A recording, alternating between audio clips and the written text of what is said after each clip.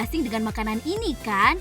Yap, Cikbul alias Ciki Ngebul. Snack ringan ini juga sering disebut ice smoke karena tersaji dengan sensasi kepulan asap putih saat diolah.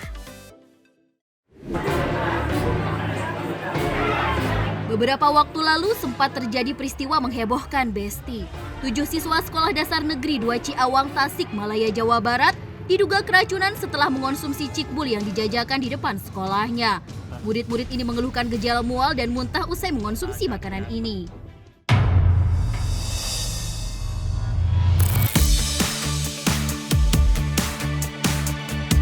Besti, cikbul sebenarnya makanan ringan biasa yang ditambahkan nitrogen baik berbentuk gas maupun cair. Nitrogen inilah yang membuat makanan berubah menjadi sangat dingin dan berhasil mengeluarkan asap putih. Makanan ringan ini populer sejak tahun 2019 karena berhasil membuat pelanggan khususnya anak-anak tertarik dengan sensasi asap dinginnya. Dulu cikbul dijual di mal-mal dengan harga yang cukup mahal, mulai dari Rp50.000 bahkan lebih. Tapi kini keberadaannya di mal-mal sudah jarang terlihat, Besti. Sekarang, cikbul malah terlihat di pasar kaget, pasar malam, atau dijual abang-abang di depan sekolah. Hingga anak-anak pun lebih mudah memperolehnya. Ditambah lagi media sosial yang membuat orang-orang tertarik untuk mencobanya. Katanya cikibul atau panganan ringan kayak gini tuh bahaya. Daripada simpang siur dan gak jelas, kita tanya ke ahlinya dan kita cek fakta.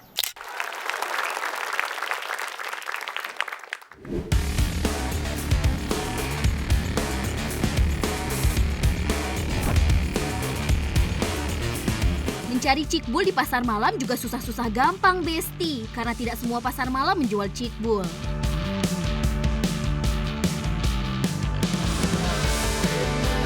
Wah, nemu cikbulnya nih, Besti. Yuk kita beli.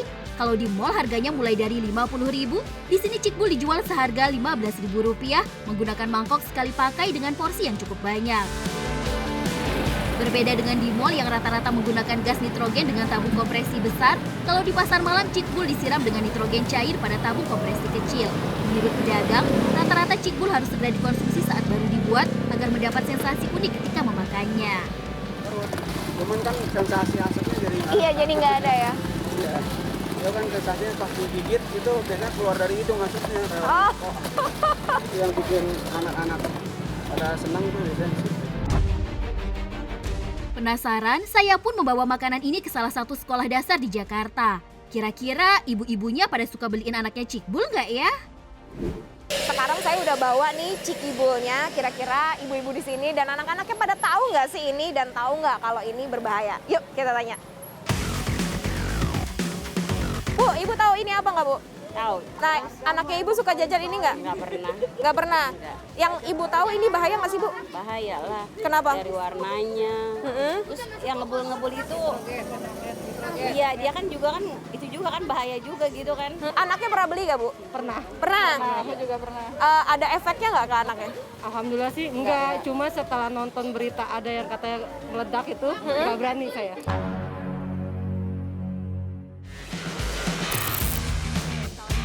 Wah, kalau ibu-ibunya nih sudah nggak ngebolehin lagi anaknya jajan cikbul, Besti. Kalau anak-anaknya sendiri gimana ya? Adek suka. Adek suka makan ini nggak sih? Suka. Suka. Kenapa? Pernah? Kenapa suka sih? Enak. Rasanya enak banget. Rasanya enak banget. Emang rasanya apa? Rasanya kayak manis. Manis. Ada rasa-rasanya. Oh, tapi tahu ini makanan apa? Tahu. Cikibul. Ya udah Besti, ini ternyata nih faktanya dari ibu-ibu yang ada di sini nih dan juga adik-adik itu memang pernah anaknya mengkonsumsi cikibul ini. Nah sekarang kita tanya yuk ke ahlinya kira-kira bener nggak sih cikibul ini berbahaya? Yuk, let's go.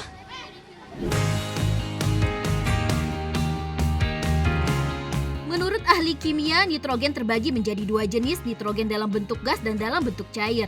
Nah, untuk bisa mendapatkan bentuk cair, nitrogen harus diberi tekanan yang sangat tinggi, Besti. Jadi, bentuk cair tadi bukanlah air ya, Besti, melainkan reaksi kimia antar molekul akibat kompresi yang sangat tinggi dari bentuk gas. Interaksi antar molekul yang tidak kuat berubah cair ketika mendapat tekanan. Jadi ini sebetulnya tabung yang berisi gas nitrogen. Bedanya gas nitrogen dengan nitrogen cair apa? Itu sama aja kalau kita membandingkan antara uap air dengan air. Oh, uap air dengan Uap air kan bentuknya gas, ya. Jadi Kita nggak lihat wujudnya nih, ya.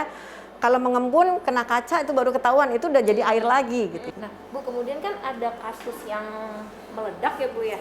Nah, itu berarti karena nitrogennya atau apanya, Bu? Ya. Jadi kan sebetulnya nitrogen cair bentuknya cair.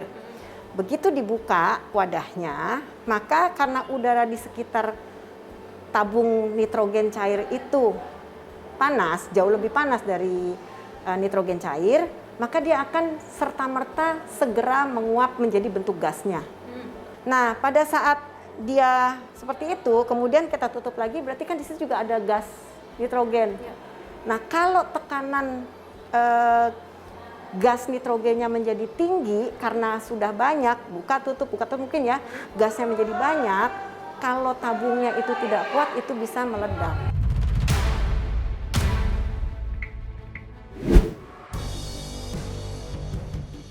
Besti, sebenarnya nitrogen adalah zat yang banyak berada di udara bersama zat lain seperti oksigen, karbon monoksida, dan karbon dioksida. Jadi tidak berbahaya tuh. Tapi lain cerita saat nitrogennya menjadi cair, Besti. Pada saat cair, tadi ya, dia bisa mencair tuh hanya pada suhu yang jauh lebih rendah. Bahkan mungkin Mbak Ajeng mungkin tahu ya, ada dry ice yang biasa digunakan untuk menjaga supaya es tidak meleleh ya. Nah, dry ice aja suhunya cuma di minus 78. Jadi bisa dibayangkan kalau nitrogen cair yang tadi saya katakan itu suhunya minus 195 derajat minus ya. Jadi dry ice aja kita nggak boleh pegang langsung karena akan mengakibatkan luka bakar pada jaringan. Nah, begitu juga dengan nitrogen cair.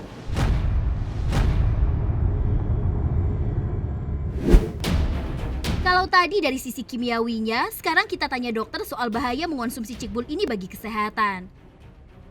Ternyata, Besti, gas nitrogen juga punya sifat mengusir oksigen tuh. Kalau gas nitrogen digunakan di ruang terbuka dalam jumlah banyak sih aman.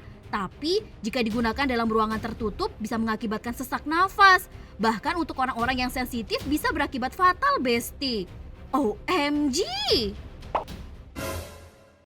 Kayaknya sih sebenarnya ada beberapa. Yang pertama itu kan kalau kita lihat pada saat dia ngebul itu kan asapnya banyak sekali. Nah, jadi pada orang-orang, anak-anak ataupun orang dewasa yang memang sudah mempunyai asma, asapnya itu biasanya bisa memicu terjadinya serangan asma.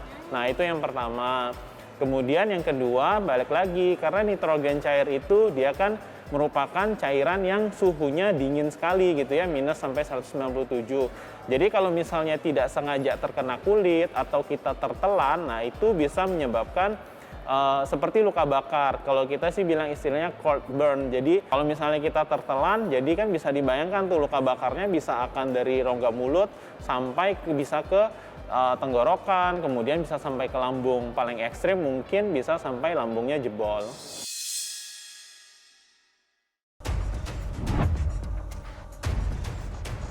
Intinya, kalau sudah ada keluhan seperti susah bernafas, mulut serasa terbakar, bahkan tanda fisik seperti kemerahan, segera cari pertolongan medis ya, Besti.